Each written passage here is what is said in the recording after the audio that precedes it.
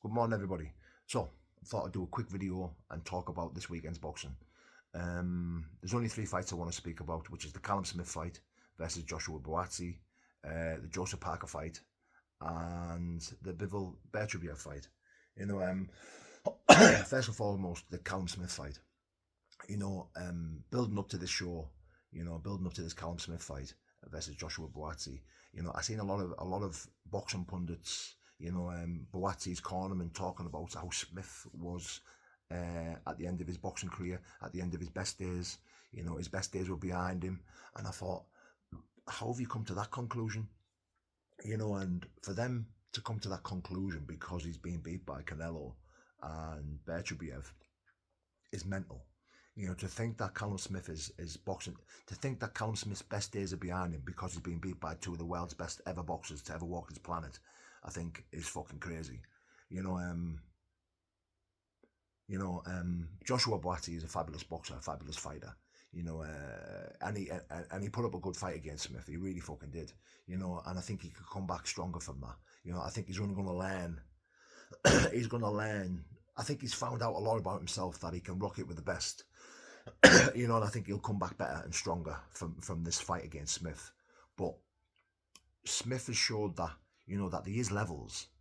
Even though that fight was fucking tremendous fight and Smith won by a round or two, it doesn't matter because he still won that fight, and Smith has still shown that, he's a world-class boxer. He's a world-class boxer. Just because you've been beat by two of the pound for pound world best boxers walking this planet does not mean that you don't belong in that category of a world-class boxer, because that's what Callum Smith is. He is a fucking world-class boxer. And to see him, being that tall, that big of a boxer for that weight category and still be comfortable fighting on the inside, his fucking left hook to the body, and he brings like a left hook to the head and to the body, and he does it with so much like speed and power. Pop, pop. It's mad, because I just think, short and stocky boxers usually want to work on the inside, but because he's tall and rangy, you think he's always going to want to be long, but he's not. He's very comfortable on the inside, and it's fucking good to watch. It's nice to see. Yeah, I want to see Callum Smith fight. The best of the best again. I want to see him keep climbing the ladder. I want to see him compete again against the world elite boxers. And I think fighting Joshua Buatsi has proven that, he doesn't belong in these domestic fights. He doesn't belong on this UK scene. He's top of the bill. He really is. And it was good to see him get the win. It really was. It really was.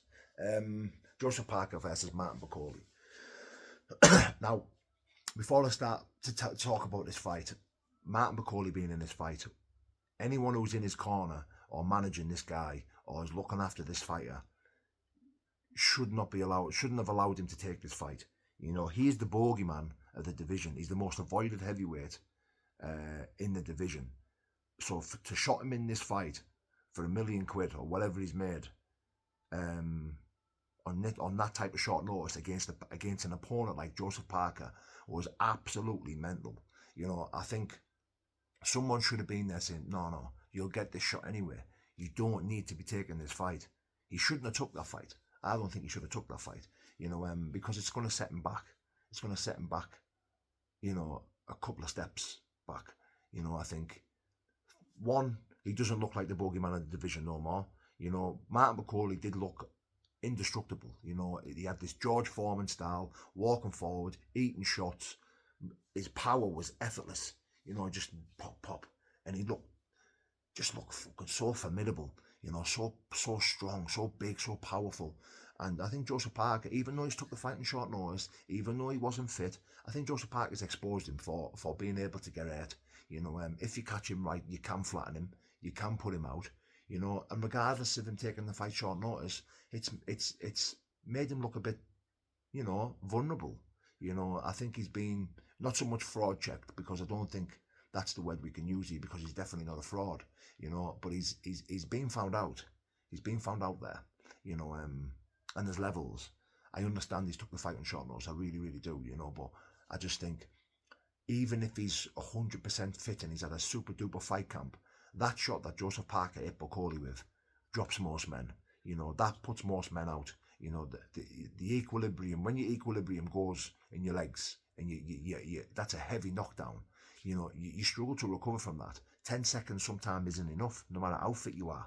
You know, you can recover from a flash knockdown. That's why you get 10 seconds. You get knocked down. Tyson Fury is an example of that. When you get flash poof, out, you can recover from that in 10 seconds. But when your legs go from you underneath you like that, when your equilibrium is gone, it can take you a minute or two to get back to get your legs back underneath you. And I think Martin McCauley, that was the type of shot that you don't recover from. You know, that was the type of shot that, you need longer than 10 seconds to recover from. And I don't want to sound like a hater on Martin McCauley, but I'm glad this has happened, because Martin McCauley, I'm sick of seeing videos of Martin McCauley constantly talking about sparring videos, constantly talking about sparring other pros, and he's always telling stories about, I snapped his nose, I stopped Usyk, I beat Daniel Dubois, I smashed him up in sparring. And I think that shit should stay in the gym. You shouldn't be telling people what you do in sparring and how it's disrespectful. If you're sparring with Anthony Joshua or Usyk or these top elite fighters, and you're constantly talking about what you do to these guys in sparring, I find it very disrespectful. I really do. I think what happens in sparring stays in sparring. Sparring as well. It's different to fighting. And Martin McCauley's made himself look silly, if you ask me. He's constantly saying that he batters everyone in sparring, but yet gets fucking absolutely flattened by Joseph Parker, with a massive overhand right. So I was kind of glad that this happened to him, because I just thought, you've made yourself be the boogeyman of the division, because you're constantly telling these stories about how you smashed Joshua, you stopped Usyk. He said he stopped Usyk in sparring. That's what he said.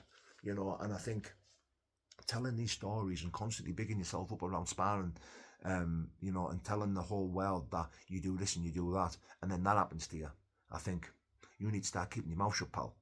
There's been many times where I've had my ass handed to me in sparring by many fighters, but sparring, I've sparred with lads who've absolutely smashed me up in sparring, but then I've fought them and I've beat them, K1 kickboxer and Muay Thai. So that tells you sparring and fighting are two totally different things. They fucking really are. It's a different feeling walking out to fight than it is walking into spar. When you're walking into spar someone, you're not nervous. You've got no pre-fight jitters. There's nothing really there to keep you going. Oh. When you're fighting, you are sharp. You are nervous. You're fearful. And these nerves and these fear drive you into a different fucking human being. They make you a whole different fighter. So I think he needs to keep his mouth shut and stop talking about the sparring footages, and his sparring stories need to stay between him and his cornerman, and they need to keep him in the gym. So I'm glad he got beat. I want to see Joseph Parker fight Usyk. I want to see Joseph Parker fight Usyk. I don't want to see Joseph Parker fight Dubois. I don't want to see Dubois fight Usyk. I want to see Joseph Parker fight Usyk next. I think Joseph Parker is probably the only fighter that can give Usyk some serious boxing problems. Joseph Parker is classed as a small heavyweight. He's not small by any means, any way, shape or form, but he's classed as a small heavyweight. I think he's fast, he's sharp, he's quick. He's a quick boxer. He's fast with his hands. And I think that's what you need, to be quick in order to give Usyk problems. And I think Joseph Parker can give Usyk problems. I really do. That's the fight I want to see next. We're probably not going to see that. We're probably going to see Dubois versus Usyk or Dubois versus Parker. But I would like to see Parker versus Usyk. That's what I'd like to see. Beterbiev versus Bivol. Now, I said Bivol won the first fight, but when I've watched it back a few times, which I have done the last few weeks, I don't know who won that fight. Beterbiev won the fight. He got the result. But I think, how the fuck do you score that fight? And I think this second fight was the same. I think Bivol worked a bit harder, but then again, so did Beterbiev. I thought Beterbiev worked really hard. From the third or fourth round, Beterbiev come out with a fast pace. Bivol took a couple of rounds off, which I thought was clever. He worked hard towards the back end of the fight. But one of the reasons why I think Bivol won this fight was because if you watch the fight back, Bivol, he was very busy the last minute of every round. The 7th, the 8th, the 9th, the 10th, and 11th, and 12th. He was busy the last minute. The last minute of every round, he would pow, pow, pow, pow. He was really busy, and I think it has an effect on the judges. The last minute is what they remember the most, and I think that's one of the reasons why Bivol won the fight. But when you watch the fight back again, which I have done this morning, I've watched the full fight again this morning, and I think I couldn't choose. I couldn't choose. I couldn't pick who won. I wouldn't. You can't complain if it goes either way. I think if Beterbiev had got the win, I wouldn't have complained. If Bivol got the win, I haven't complained. I'm just glad we're going to see a third fight. Even though Bivol and Beterbiev, the two fights that they've had, haven't been overly exciting. Like, they haven't been, wow, what a fight. But they are really good fights, and you could watch it over and over again. I could watch the third fight again, being extremely excited, because it's you're in awe to see which game is going to prevail.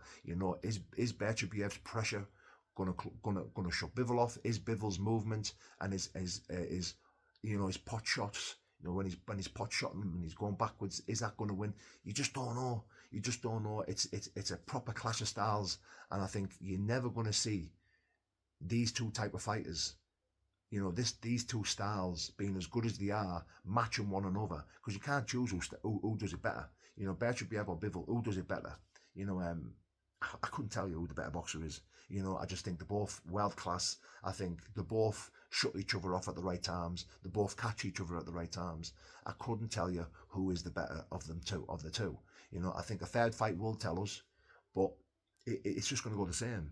I think a third fight between them two is just going to be like, fucking hell, who won that?